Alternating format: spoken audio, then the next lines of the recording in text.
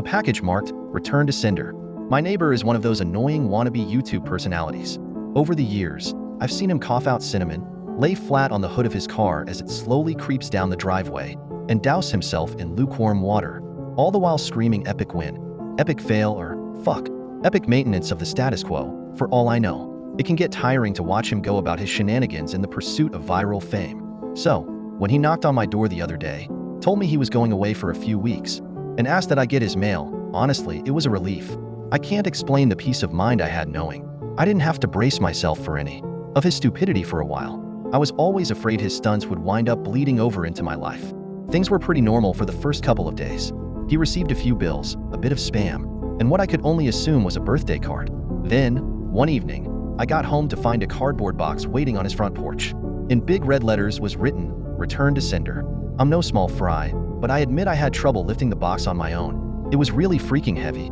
Lugging it across the road to my house was even harder, and I quickly realized there was no way I was going to drag it up the stairs and through my front door. I decided I'd leave his package in my garage. It wasn't like I kept my car in there. The garage door was a piece of shit that refused to open, without a good thug and a whack. It was less trouble just leaving the car in the driveway than it was to fight with the garage door every morning and night. In hindsight, I should have set the package down while I struggled to open the tricky door. But you know how it is when you've got a good grip on something. No point in setting it down if you don't have to. It was as I kicked the door for a third time that I lost my grip on the package, and it fell to the ground. I heard a light crack inside. Shit, I cursed.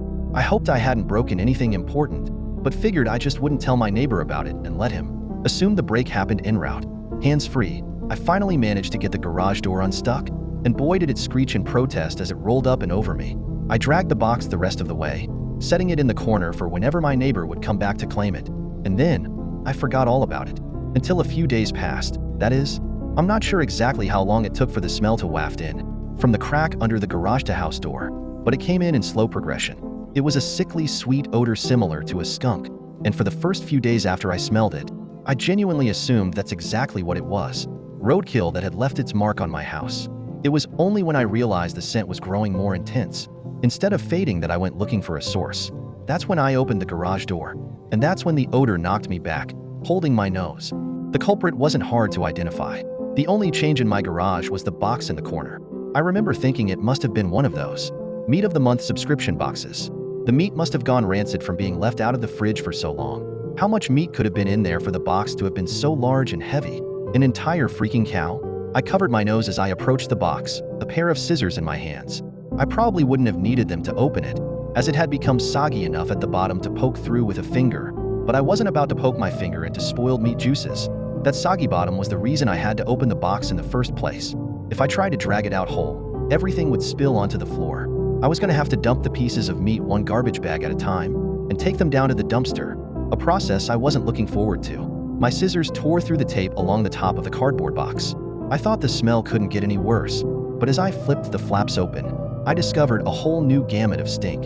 It was like opening a burning oven, but instead of a heat wave, I was met with waves of piss, sweat, shit, and putrefaction. It was so bad that I staggered back and had to force down the puke, begging to guzzle out of me.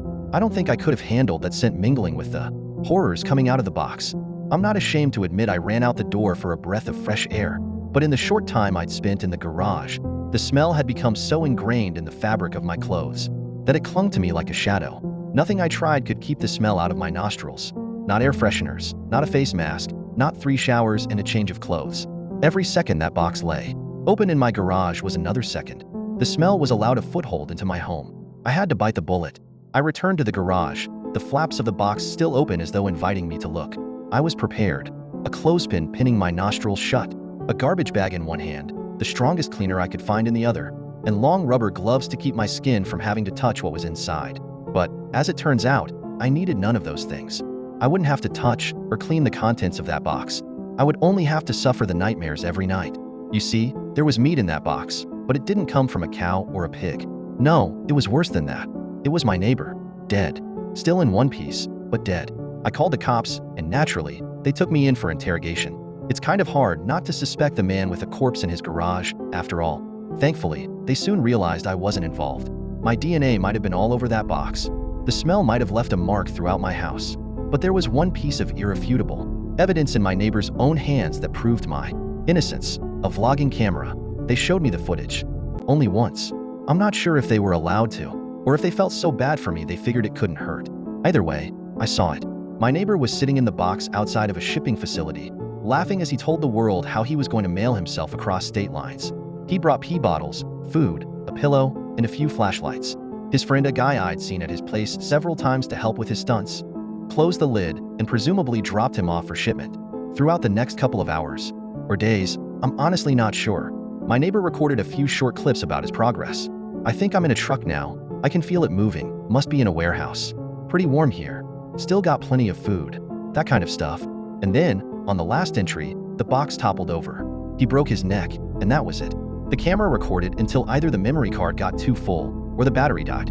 There's one thing I didn't tell the police after they showed me the video. One thing I heard in the footage that will haunt me to the day I die. Just after the tumble that broke his neck, I heard the familiar screeching sound of my garage door.